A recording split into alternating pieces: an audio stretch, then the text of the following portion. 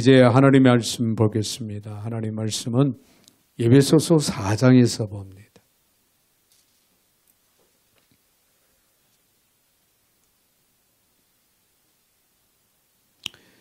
에베소서 4장 1절부터 6절까지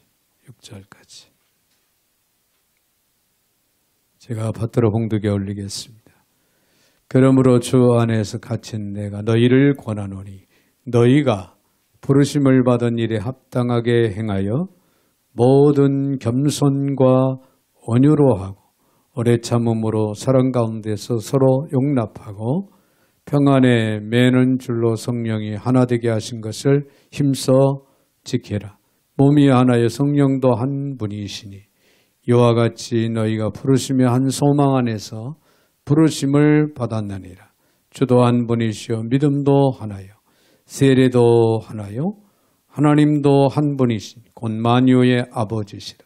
만유 위에 계시고 만유를 통일하시고 만유 가운데 계시로다. 아멘. 6절까지 받들어 봉독에 올렸습니다. 사랑의 주님 감사와 영광과 찬양을 올려드립니다.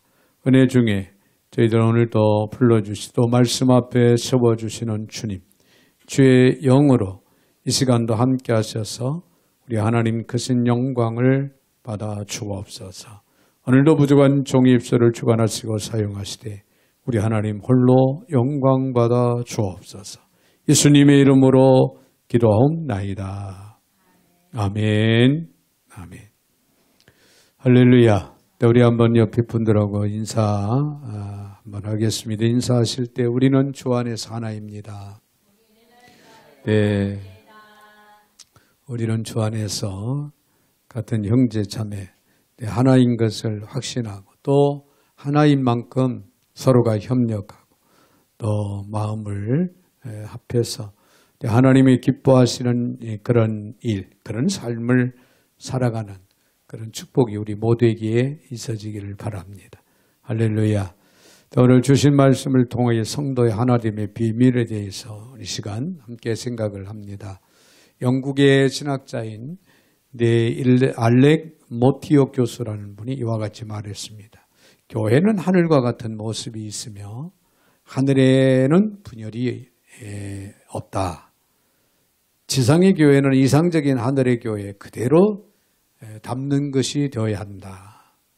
하늘에서는 하나됨을 고백하고 땅에서는 하나되지 못하는 가운데 사는 것은 구속받은 공동체라는 교회의 본질에 반대하는 것이 된다. 따라서 우리는 교회 교제권 안에 분열이라고 하는 암이 있는지를 항상 깨어서 분별하고 고쳐 나가야 한다. 그런 말을 했다고 합니다. 하나됨의 중요성을 주장한 그런 이야기가 아닌가 그렇게 생각을 해봅니다. 여러분 예수님께서는요 우리 그리스도인들을 향해서 세상에 영향을 끼치기 위해서 제자된 성도들이 하나 되어야 된다. 하나가 되어야 된다라고 하는 사실을 가르쳤습니다. 예수님의 지상에서 마지막 십자가상에서의 기도도 그리스도인의 일치가 매우 중요함을 보여줬고 특별히 하나님 앞에 밤에 맞도록 기도하면서 요한복음 17장에 보면 아버지요 아버지께서 내 안에 내가 아버지 안에 있는 것 같이 그들도 다 하나가 되어 우리 안에 있게 하사 세상으로 아버지께 나를 보내신 것을 믿게 하옵소서. 그렇게 기도했던 사례를 우리 성경에서 찾아봅니다. 성도들이 하나가 되는 것이 하나님의 뜻이고 주님의 뜻이다. 그런 얘기예요. 여러분 성도들이 하나 되지 못하면 세상이 우리의 증거를 신뢰하지 않습니다. 아무리 복음을 우리가 들고 나가지만은 세상 사람들이 신뢰하지 않는다면 받아들이지 못한다면 의미가 없습니다. 그래서 우리 그리스도인들이 먼저 주 안에서 하나 되는 모습, 하나 된 모습, 그런 모습을 잘 보여줘야 된다. 자, 오늘 본문의 말씀을 보면은 먼저 바울은요, 하나님의 부르심에 합당하게 행하여서 교회의 일치를 이루라고 그렇게 권면하고 있는 그런 말씀이 오늘 본문에 기록이 되고 있습니다. 또한 바울은 성도들의 연합과 일치를 이루어야 할 당위성, 또 그 근거, 이 근거를 제시하면서 우리들에게 하나 되어야 된다라고 하는 것을 잘 가르쳐주고 있습니다. 자, 이런 성도의 하나됨을 지키고 이루어가는 그 비밀이 무엇인가? 오늘은 우리가 좀 더 깊이 생각을 하면서 이해를 할 수 있기를 바랍니다. 먼저 우리가 생각할 수 있는 것은요, 그리스도의 성품을 학습하는 일이라는 거예요. 자, 우리가 그리스도 안에서 하나 되기 위해서는 그리스도의 성품을 학습해라, 배워라, 받아들이라, 그런 말씀이 됩니다. 오늘 1절, 2절을 봅니다. 그러므로 주 안에서 갇힌 내가 너희를 권하는 너희가 부르심을 받은 일에 합당하게 행하여 모든 겸손과 온유로 하고 오래 참음으로 사랑 가운데 서로 용납하라. 그런 말씀이 기록이 되지요. 자, 여기서 바울은요, 성도로서 소명, 즉 부르심을 이루기 위해서는 이루어가기 위해서는 그리스도인의 기본 자질로서 4가지 성품을 말하고 있습니다. 4가지 성품. 자, 그 4가지 성품은 겸손과 온유와 오래 참음과 사랑이다. 그렇게 가르치고 있죠. 자, 성도의 교제가 깨지는 아픔을 겪을 때마다 관찰을 해보면요, 공통된 현상이 있어요. 그것은 4가지 성품이 빠져 있다는 거예요. 부족하다는 거예요. 이 4가지 성품이 부족한 결과적으로 이 분열, 또 어떤 그 아픔, 상처를 서로가 주고받는 이런 결과들이 이루어지는 사례가 있다. 그런 얘기예요. 4가지 성품, 그리스도의 인격을 이루는 가장 중요한 성품이죠. 우리가 예수 믿으면서 이 4가지 그리스도의 성품을 담는다고 하는 것은 우리들에게 매우 중요한 일이고, 이 4가지 성품을 담고 이 4가지 성품을 품고 우리가 실천하면서 살아갈 수 있다는 것은 신앙인으로서는 최고입니다. 성숙한 모습이 아닐 수가 없어요. 마태복음 11장 29절에 보면 나는 마음이 온유하고 겸손, 나의 멍에를 메고 내게 배우라. 주님이 친히 말씀을 하셨어요. 주님께서 말씀하십니다. 주님의 성품을 우리가 닮아야 된다. 배워라. 닮으라. 예수님은 주님을 체포하러 온 대사장의 종의 귀를 제자 중 한 사람이 그 말고라고 하는 종의 귀를 자르죠. 그때 예수님께서는 그 귀를 다시금 붙여주면서 하신 말씀이 있어요. 이것까지도, 이 상황까지도 참아야 된다. 그러면서요, 주님의 그 인내하시는 주님의 성품을 우리에게 잘 보여주었던 그런 사례를 우리는 여기서 생각할 수 있고 배울 수가 있습니다. 또 예수님은 십자가의 고통을 감수하시며 자신을 못 박는 로마의 군병들, 그 로마의 군병들, 자신을 저버린 동족들, 유대인들, 그리고 스승을 배신한 당신의 제자들, 예수님을 나 몰라라 뿔뿔이 다 흩어졌던 그 제자들까지도 사랑으로 품고 용납하셨던 예수님을 우리는 기억을 합니다. 그 예수님을 우리는 본받고 그 성품을 우리가 배워야 할 이유가 또 여기 있습니다. 자, 그러면 어떻게 우리가 그런 그리스도의 성품의 열매를 맺을 수가 있을까요? 그 해답은 에베소 5장 18절에서 가르칩니다. 성령 충만해라. 성령 충만하면은 가능하다는 얘기예요. 여러분, 우리가 성령 충만하면 성령의 지배를 받게 되죠. 성령의 통치를 받게 됩니다. 성령의 통치를 받게 되면은 우리는 우리의 삶 속에서 성령의 19가지 열매를 주렁주렁 맺히면서 살아갈 수 있는 그런 축복이 우리에게 주어집니다. 성령의 열매, 갈라디아서 5장 22절, 23절에서 말합니다. 오직 성령의 열매는 사랑과 희락과 화평과 오래 참음과 자비와 양선과 충성과 온유와 절제니. 할렐루야.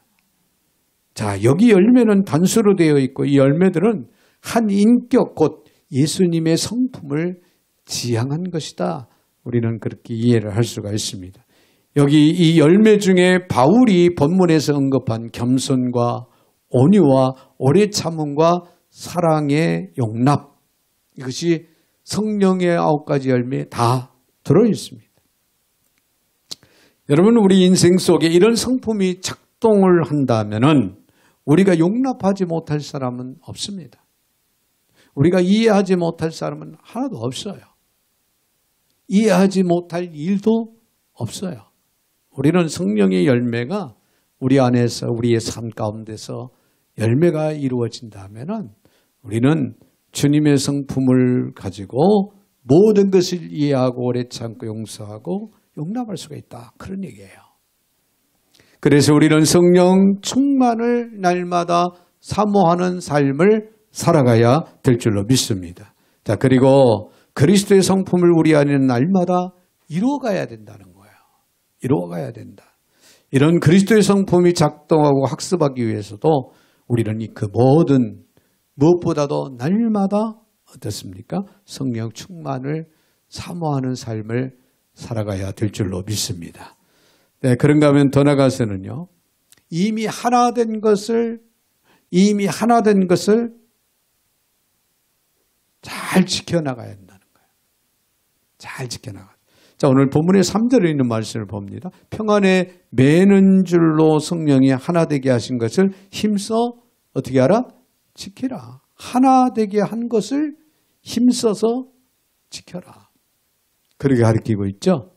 자, 이는 성도들이 교회 안에서 애쓰는 모든 일의 진정한 의미가 무엇인가를 우리에게 잘 보여주고 있는 그런 말씀입니다. 즉, 우리는 정기예배에 참석하지요. 정기예배에 참석을 합니다. 그리고 기도와 또 전도와 봉사를 합니다. 시험에 든 사람들을 위로하기도 합니다. 그들을 권면하기도 하죠. 병든 자를 위해서 또 우는 자들을 위해서 함께 울고 또 기도합니다. 이처럼 성도 간에 우애하고 존경을 하는 것이 신앙인들의 삶이죠. 우리들이 또 감당해야 하는 또 책임이고 의무입니다. 우리는 끊임없이 이런 일을 해야 돼요. 교회가 이 땅에 존재하는 지속되는 이상 이는 계속되어야 된다는 사실이에요. 계속해서 우리는 예배드리고 계속해서 기도하고 봉사하고 전도하고 계속해서 우리는 신방하고 격려하고 위로해주고 이런 일들을 계속해야 된다는. 자, 그러면 왜 이런 일을 우리가 해야 되느냐.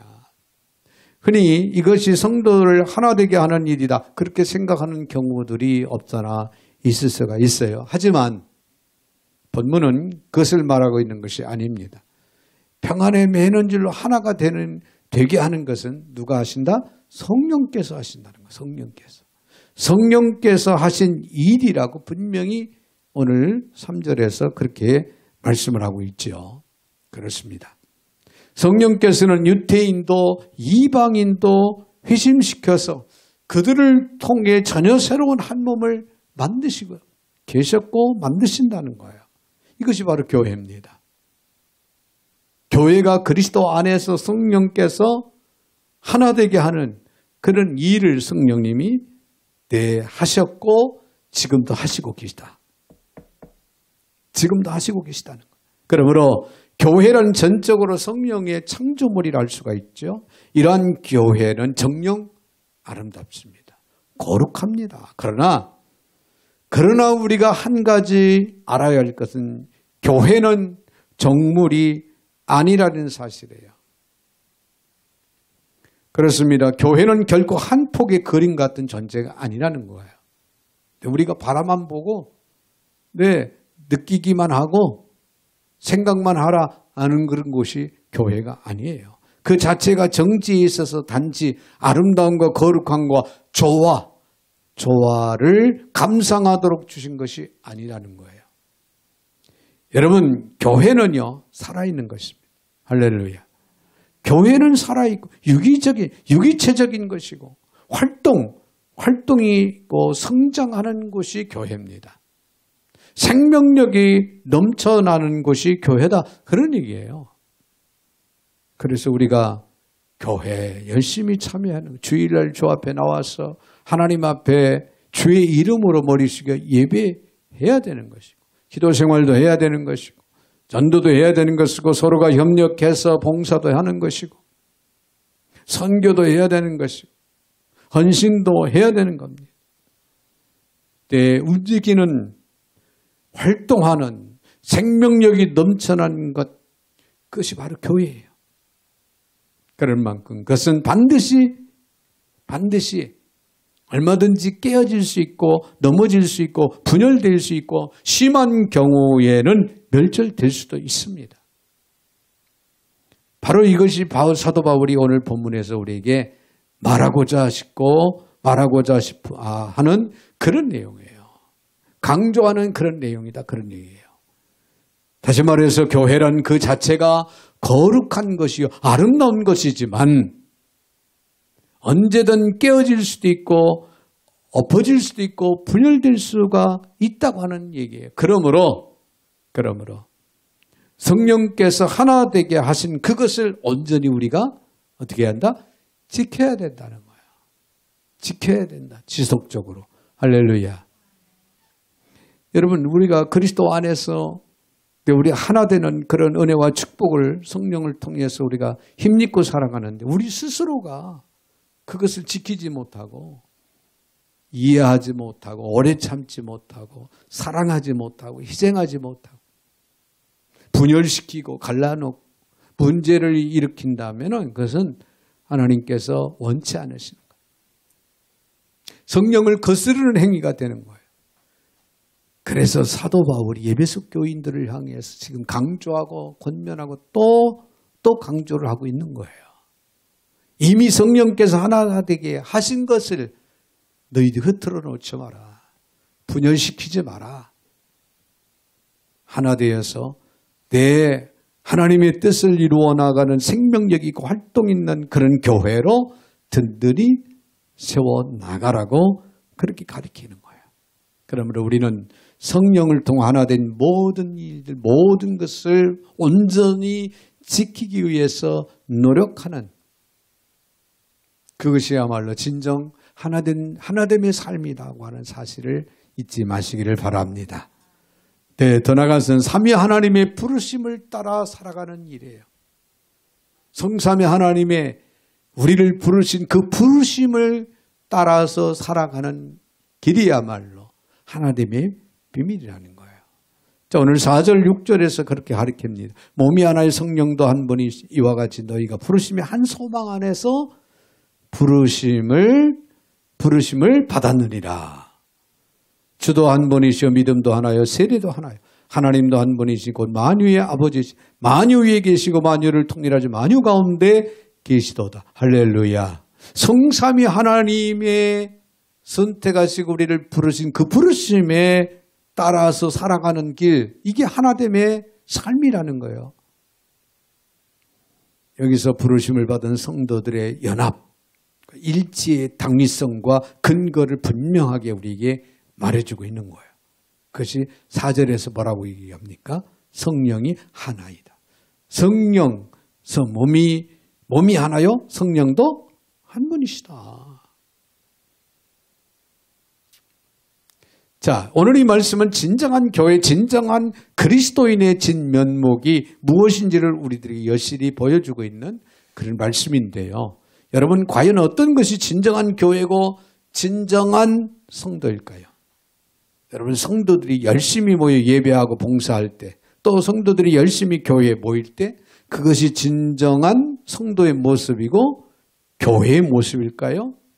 물론 당연히 교회라면, 당연히 성도들이라면 열심히 모여서 열심히 예배를 드려야 되겠죠. 할렐루야? 당연한 일이죠. 자, 오늘 본문에서 사도 바울이 성령이 하나라고 하는 이 말씀은요, 그것이 다가 아니다는 거예요. 그것이 다가 아니라고 하는 의미가 내포되어 있다고 하는 사실을 우리는 기억을 하시기를 바랍니다. 다시 말해서 열심히 모이고 열심히 예배드리고 열심히 헌신하고 봉사하는 거 이거 당연한 것이다. 근데 이것만 가지고 우리는 다 했다, 교회다, 성도다 이야기할 수 없다. 그런 얘기예요. 다시 말씀을 드린다면은 외형적인 교회의 모습을 갖추었다고 해서 그것이 교회의 전부가 아니라는 거예요. 이해가 되시면 아멘. 자, 그것을 잘 보여주는 것이 바로 초대교회, 예루살렘 초대교회의 모습입니다. 여러분, 예루살렘 초대교회는 모여서 뭐 했죠? 예배했어요. 예배를 드리고 그들은 모여서 기도했습니다. 그들은 모여서 사랑의 떡을 나누면서 교제를 했어요. 그렇죠? 서로 구제도 했어요. 서로 물건을 통용하면서 도와주고 또 구제하는 일을 그들은 열심히 했어요. 그때 당시 사도들이 12명이나 됐어요. 사도들이 12명이나 있었고 모인 성도들은 120문도라 그랬어요. 내 작은 수가 아니잖아요. 하지만 우리는 그것을 교회라고 보기보다 교회의 시작이었다. 시작이었다라고 우리는 이해를 할 수가 있습니다. 즉 그것은 결코 교회의 온전한 모습은 아니었다 그런 얘기예요. 자, 그러면 예루살렘 교회가 언제부터 진정 교회로서의 교회다운 교회로서의 세워져 갔을까요? 바로 오순절 날 성령이 성도들에게 임하면서부터입니다. 할렐루야. 성령이 오순절 날 그 마가다락방에 모인 120문도 가운데 성령이 충만하게 임했더라. 할렐루야. 자, 그들은 성령 강림 후에 어떤 일들을 했습니까? 성령으로 말하게 하심을 따라서 말하기 시작을 했고 성령의 가르침과 인도하심을 따라서 그들이 나아가서 뭘 했어요? 봉사하고 헌신하고 더 나아가서는 복음을 증거합니다. 성령의 말하게 하심을 따라서 여러분 무엇을 말해주는 말씀일까요? 그렇습니다. 성령이 하나라고 하는 이 말씀에는 성령이 살아서 역사하지 않으면은 그 교회는 진정한 의미에서 교회가 될 수 없다라고 하는 뜻이 내포되어 있다. 그런 얘기예요. 즉 성도 안에 하나같이 성령이 살아 역사하실 때 그 교회는 진정한 교회가 된다. 그런 얘기예요. 다시 말씀을 드린다면은 우리 교회 안에도 성령의 가르침과 성령의 인도하심과 성령의 도우심을 따라서 성도들이 움직이고 하나가 될 때 진정한 교회로서 세워져 가는 것이고 교회로서의 사명을 다한다. 그런 얘기입니다. 여기에는 내 생각, 내 방법, 내 주장, 내 주관이 앞서서는 절대로 안 되는 일이에요. 성령의 가르침을 따라서 할렐루야. 주님 주시는 성령 안에서 우리에게 허락된 그 성품을 앞세워서 할렐루야. 그렇다면 진정한 하나된 그런 모습, 하나된 교회로 건강하게 든든히 세워져 가게 될 줄로 믿습니다. 그러므로 성령으로 해야 한다는 말을 나와 무관하다고 그렇게 여긴다면 그것은 절대로 안 되는 거예요. 내가 성령으로 하지 않으면 그리스도의 사람이 아니고 진정한 교회의 일치를 이룰 수도 없는 겁니다. 그래서 교회는요, 성도들이 많든 적든 우리가 주 안에서 성령 안에서 하나가 되어야 돼요. 그러기 위해서는 성령님의 가르침에 인도하심을 따라 우리가 순종하는 자세가 매우 중요하다. 그런 얘기예요. 그렇습니다. 교회 내부에서 심한 분쟁과 분열이 생기는 것은 성령이 없는 교인들이 교회 안에서 자기 존재를 드러내고 자기 생각을 주관을 앞세우고 어떠한 그 자기의 세상적인 어떤 영향력, 권력 이런 것들을 행사하려 하기 때문에 교회는 분열이 생기는 거예요. 아픔이 생기는 거예요. 여러분, 성도의 교제 중에 상처받는 이유가 무엇일까요? 삶의 초점을 사람에게 맞추기 때문에 피차간에 상처가 되는 거, 아픔이 되는 거예요. 우리를 교제와 예배로 부르신 이는 궁극적으로 삼위 하나님이십니다. 삼위 하나님이시기 때문에 그 하나님의 부르심에 우리는 합당한 삶을 이루어 간다면 거기에는 아픔과 상처가 있을 수가 없고 분열이 일어날 수가 없는 거예요. 여전히